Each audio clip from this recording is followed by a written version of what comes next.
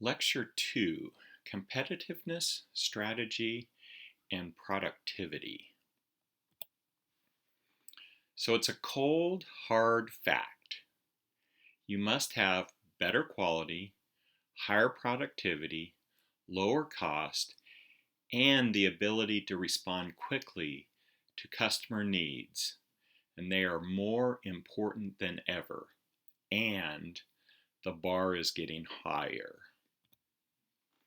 So this lecture focuses on three separate areas, but they're interrelated. So the first is competitiveness, then strategy, and then productivity. So competitiveness. This is how effectively an organization meets the wants and needs of customers relative to others who offer similar goods or services. So organizations compete through some combination of marketing and operations. So the question is, what do customers want, and how can these customer needs best be satisfied?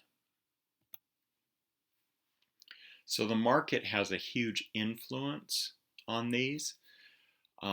Marketing is responsible for identifying customer wants or needs. It identifies pricing and quality, and it does the advertising and promotion. So businesses compete using operations 10 different ways. So the first is product or service design. Second, we have cost. Then location. Where are you? Quality. Quick response. Flexibility. Then inventory management. Are you going to carry large inventories or small inventories? Supply chain management. Where do you get your raw materials from? Service. And then the managers and the workers. So here's some reasons why organizations fail. The first is not having an operations strategy. And then the second is not taking advantage of your strengths and weaknesses and not recognizing the threats. The third is too much emphasis on short-term financial performance and not doing enough R&D or research and development. There's too much emphasis on product and service design and not enough on process design and improvement. Neglecting investments in either capital or human resources. Not having good internal communications and cooperation. And then not understanding customer wants and needs. So here's the hierarchy of planning. At the very top, you have your mission statement. What is your mission? And that informs your goals. Your goals help your strategies, your organizational strategies, and then your functional strategies. And then those translate into tactics. Now we'll go into detail on each of these areas. The mission is the reason an organization exists. So a mission statement states the purpose of an organization, and it should answer the question, what business are we in? So here's an example of FedEx's mission statement. In the early days, FedEx was known primarily for getting things there on time. Since then, they've branched out into logistics, transportation, and other services, which you see in the mission statement. They've also added in safety, because when you push too hard on getting it there fast, your drivers may start driving too fast. and then they also focus on ethics and professional standards, and you can see the link there. There's a story from the early days of FedEx where a FedEx driver arrived at one of these boxes, a drop-off box. It looks like a mailbox. It says FedEx on it. And he discovered he did not have the key to the box, and it was back at the office. And what he knew was if he went back to the office, got the key, came out, unlocked the box, and took those packages back, all of those packages in that box would not make the airplane. They would all be late. So they would, everybody's package in there would arrive late.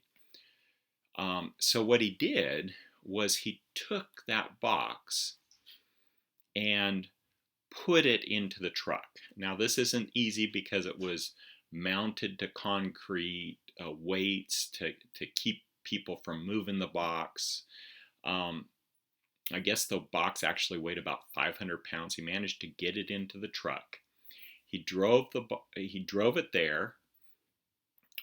They opened the box, got the packages out, and unloaded the truck. All those packages were on time. Now, in some organizations, that kind of behavior would be punished. You shouldn't have forgotten the key. Don't mess with the boxes. But in this case, he was held up as a hero, and his story was actually told in HR meetings for new employee orientation of a good example where he went beyond the call of duty to get the packages there on time.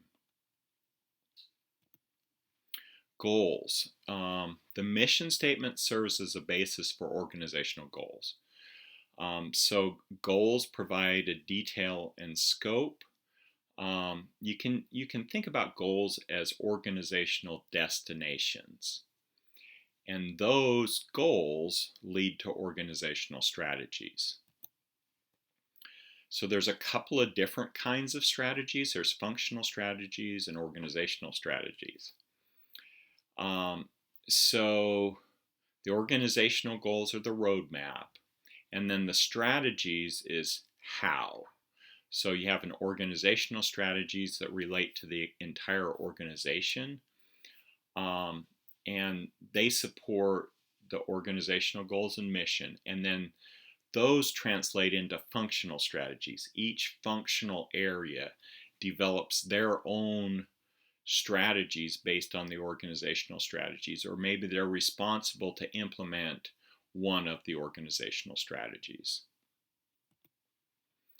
Then the tactics and operations. So the tactics are the methods you use to accomplish the strategies. They're sort of the how-to part of the process. Operations is actually doing the work. Core competencies. So a core competency is something that you do well that gives you a competitive edge. So to be effective in your core competencies, it needs to be aligned with your strategies. So here's some example operation strategies.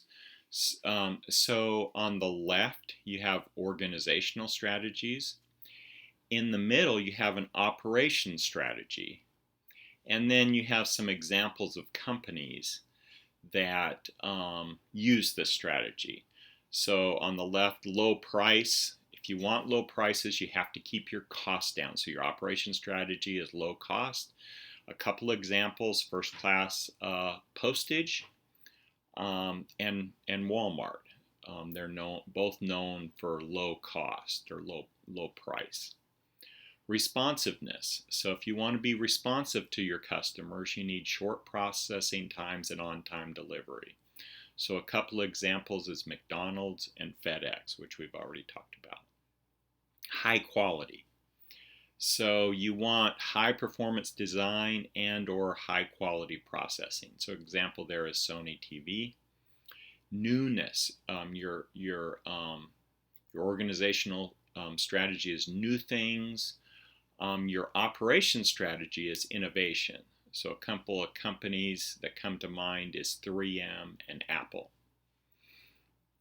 So the next organizational strategy is variety. And so your operation strategy would be flexibility and volume. A couple of examples might be Burger King or McDonald's. The next one is service. So you have superior customer service. A couple of companies are Disneyland and IBM. The next one is location. The operations strategy is convenience. And so supermarkets, mall stores, mini markets, things that are close by. It's, I don't want to go all the way to Walmart. I just need a couple of items. I'm going to just stop by this market that's really close to me. Or I'm not sure what I want. I'll go to the mall and sort of figure it out. It's convenient. All the stores are there. So you have strategy formulation. So to have an effective strategy, you need to think about core competencies. What are your core competencies? What are you good at? And then the next is environmental scanning. You've probably heard about SWOT analysis: strengths, weaknesses, opportunities, and threats. So what's the environment? What are your strengths? What are your weaknesses? And then out there, what are the opportunities? What are the threats? And then there's a concept of order qualifiers and order winners. We'll get into those in a little more detail. So an order qualifier is the minimum. You're not even considered unless you meet these minimum standards. So, and then the order winners are, okay, out of the companies or organizations that meet these minimum standards, we're going to pick a winner. So let me give you an example. We're going to lunch, and our requirement is, well, I need it fast, and I want Italian or something like that, or so it's like, well, what Italian restaurants can I get it fast? Well, I can't do that. It's like, I just need something fast. Okay, well, we could do McDonald's, we can do Burger King, we could do Chipotle. It's like, well, yeah, okay, I'll go with. So those are order qualifiers. It's, I wanted Italian, but I needed it fast, so I switched. So a qualifier, it's fast. The winners is like, well, I guess I'm tired of burgers, so let's go to Chipotle. Let's get a burrito. So in this case, the characteristics that won that competition was the type of food. Environmental scanning. So this is the SWOT analysis. So the internal factors are strengths and weaknesses, and the external factors are opportunities and threats. So here's some key external factors. What are the economic conditions out there? Can people afford what I'm going to sell? Is there demand for it? The next is political conditions. What's the political environment? Will I be allowed to do this in this area? The legal environment, what laws would regulate what I'm trying to do? The technology, what kind of technology is out there and available? And then the competition, who else is doing things like this? And then the markets, what markets are available? And then internal factors. These are things. These are what identify your strengths and weaknesses. What are your human resources? What facilities and equipment do you have? How much money do you have? Um, your customers. Do you have existing customers? Do they want something new? Your products and services. What are you currently offering? What technology do you have? And what about your suppliers? Who's giving you things that supply? And then there's other internal factors. Operation strategy. So the operation strategy must be consistent with the organizational strategy. So here's some operation management decision areas. So one decision area is your product or service design. And some of the decisions: cost, quality, liability, environmental issues. What are those? Those are all considerations when you're talking about your product and service design. Your capacity. What's the capacity of your organization going to be? Your business is going to be.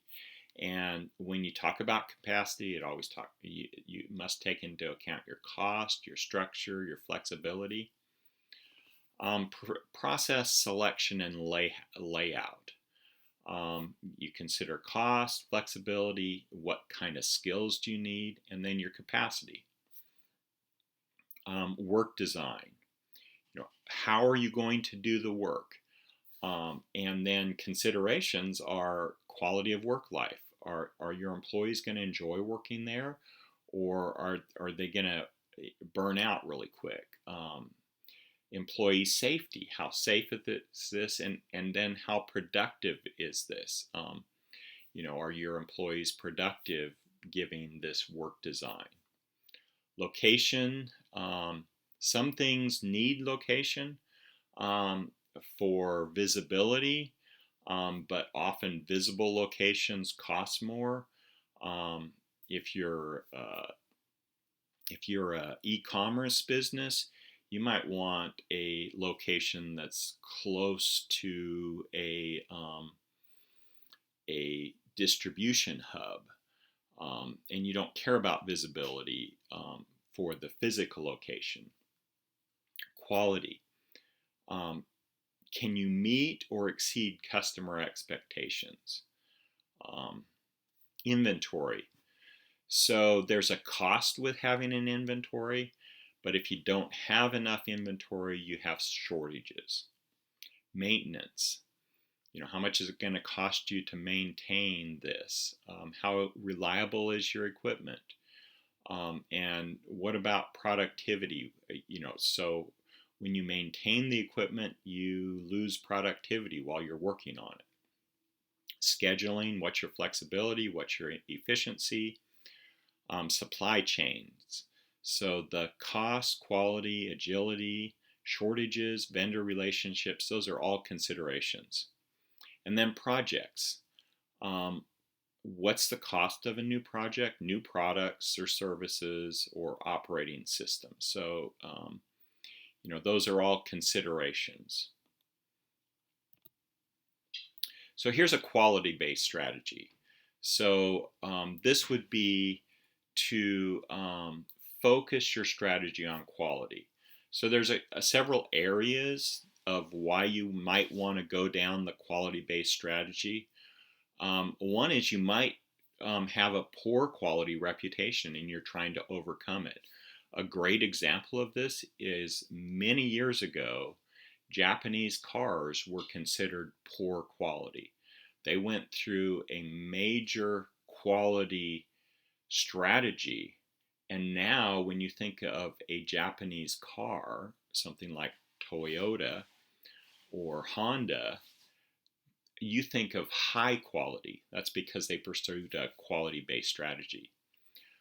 Desire to maintain a quality image. So in this case, Honda and Toyota, they may want to maintain, now that they have a high quality image, they may want to maintain it. You might want to try to catch up with the competition. Your competition has higher quality, you want to catch up. Or another reason for this is cost reduction. So when you have poor quality, though that poor quality can cost you. You may have to do rework. Your customer comes back, you have to get them a new one. It just costs you. You may lose customers. So that's all cost reduction. Then there's time-based strategies. So you want to accomplish tasks faster. So reducing time, sometimes you can lower your cost. You can sometimes have higher quality. Productivity can be higher. Time to market is faster, and you improve customer service. So all of those can be accomplished if you focus on doing things faster. Some areas where you can achieve reductions: planning time, production and service design time. So when you're doing something new, how long does it take you to design that? Processing time. So if it takes you a minute to make a burrito and you can get that down to 50 seconds processing time, you've reduced the time. Changeover time. How fast can you change from making a burrito to making a taco? Delivery time, how fast can you get it there? And then response time for complaints. When someone has a complaint, how fast can you respond to them and go back and input that complaint into your process so that you don't have that problem continuing? Agile Operations. So this is a strategy that focuses on flexibility and adaptability. So we have an environment of change. So it involves blending several core competencies: cost, quality, reliability, flexibility. So how do you mix that together to be very flexible and adaptable? Another approach or strategy is a balanced scorecard approach. So this is a top-down management system, and what they do is assign each functional area a scorecard. And you develop objectives, you develop metrics and targets for each objective. You develop initiatives to each of the objectives, and you identify links between various perspectives. So there's a finance perspective, there's a customer perspective, there's the internal business processes, there's learning and growth and monitoring results. So what you're trying to do is get each functional area to have a balanced approach, not just focus on their area. So here's an example of a balanced scorecard. In the financial area: to succeed financially, how should we appear to our stakeholders? And then you have objectives, measures, targets, initiatives. Internal business: to satisfy stakeholders and customers, what business process must we excel at? And you have those details. Learning and growth: to achieve our vision, how will we sustain ability to change over time and improve? And then the customer: to achieve our vision, how should we appear to our customers? So in each of the managers in each of these areas have specific objectives, measures, targets, initiatives for that overall vision and strategy. Productivity. So what is productivity? So productivity is really how effective do you use your resources. And it's usually expressed as a ratio. It's output to input. So productivity measures are useful for tracking your performance over time. And you can also compare your productivity with other in other groups in your industry or other countries. You can compare productivity. So why does productivity matter? So high productivity is linked to higher standards of living. So as an economy has fewer manufacturing jobs with lower productivity, it's more difficult to maintain high standards of living. So higher productivity in relation to your competitive advantage. So other people in your business, if you are more competitive, you are more productive than them, you have pricing and profit advantage. And then for an industry, a high relative productivity makes it less likely to be replaced by a foreign industry. So if you have your factory here is more productive, it's harder to move those jobs to a foreign country. Here are some productivity measures. So basically, productivity is output divided by input.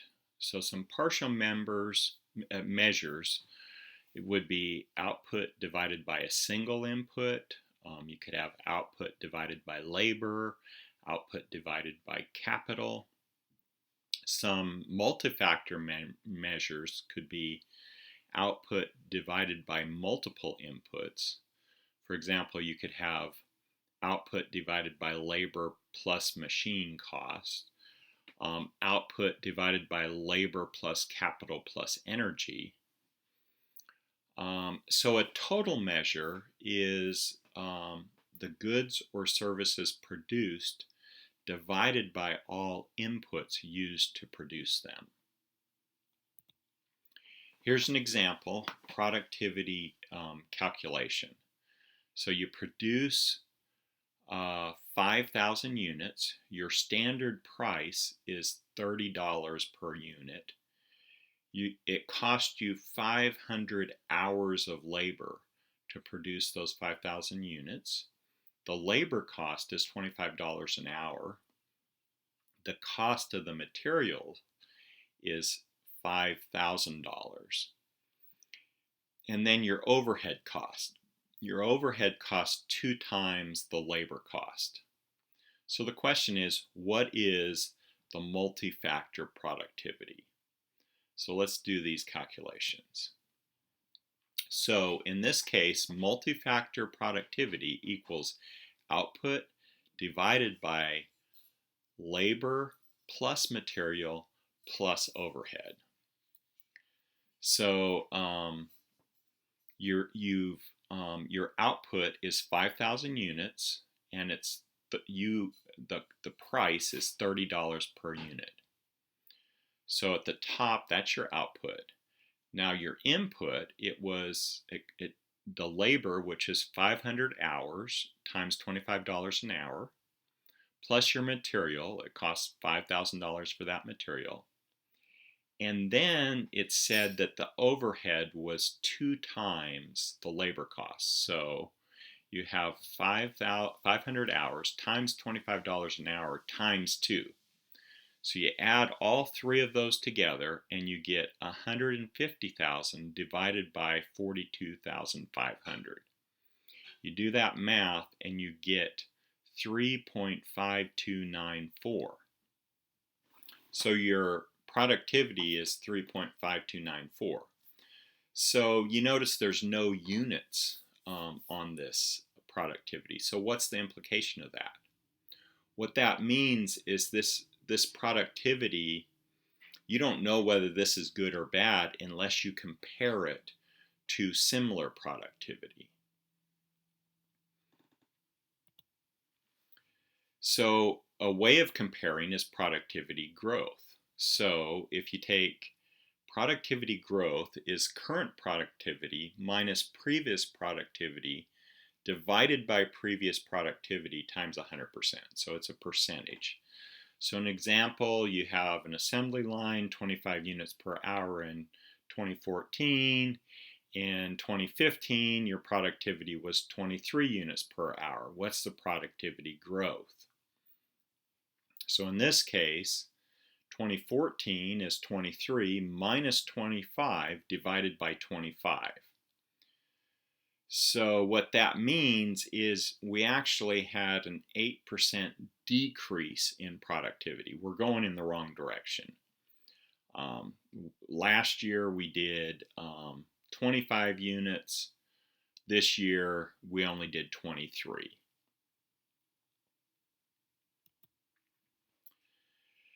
So service sector productivity is often difficult to measure. A lot of times it's intellectual activities, and there's a high degree of variability.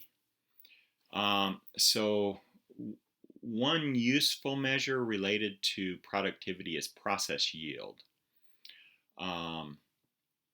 So where the products are involved, it's a ratio of the output of a good product to the quantity of raw material input. Another example where services are involved is a process yield is a measure often dependent on a particular process. So you have a ratio of rented cars available for a given day, a ratio of student acceptances to the total number of students approved for admission. So it's essentially some ratio of some number. So here's some factors that affect productivity. At the top you have methods. What method are you using to do your product or service? Quality. Your productivity may be better because of better quality, or it may be lower because of better quality. We're going to go into all kinds of details on quality in a future chapter, but quality is a factor affecting productivity. Management, what kind of management do you have? That can affect productivity. Technology, how are you using technology? And then capital, what machinery do you have? How much space do you have? All of these capital factors can affect your productivity. So improving productivity. So the first thing you want to do is measure your productivity. So across all your operations, you're measuring it. Then you determine critical operations, or where's your bottleneck? What is slowing you down across the operation that prevents you from getting better productivity? So then you develop methods for productivity improvements. So you begin with your bottleneck, figure out how to improve the productivity in your bottleneck. You establish reasonable goals. You don't want to aim for the moon. Just get a little bit better. After that, you can get a little bit more better. So make it clear that management supports and encourages productivity and improvement. It takes effort for employees. If an employee comes to a manager with a good idea that would improve productivity, and the manager says, no, we don't need to do that. We've always done it that way. The employee knows that we're really not serious about improving productivity. And then you measure and publicize the improvements. So you measure your improvements and tell everybody how much you improved. So this last thing is it's important to not confuse productivity with efficiency. So efficiency is a narrower concept, and it's getting the most out of a fixed set of resources. Productivity is a broader concept where you're using overall resources. So here's an example. In the efficiency perspective on mowing a lawn, giving a hand mower, the old-fashioned push mowers, how fast can you mow the lawn with that hand mower? That's an efficiency question. You do it better and better. But then the productivity perspective would include the possibility of using a power mower. So it takes me this much time, this much labor to mow the lawn. If I got a mower instead, how much would the power mower cost me, and how would my productivity get better? Um, Once you have the power mower, you can think about, well, given this power mower, how do you increase efficiency? So in this lecture, we've talked about competitiveness, strategy, and productivity, and you can see that they're all interrelated. And a lot of the future lectures in operations management goes into details on how to improve your competitiveness, your productivity, your strategy, in very specific topics.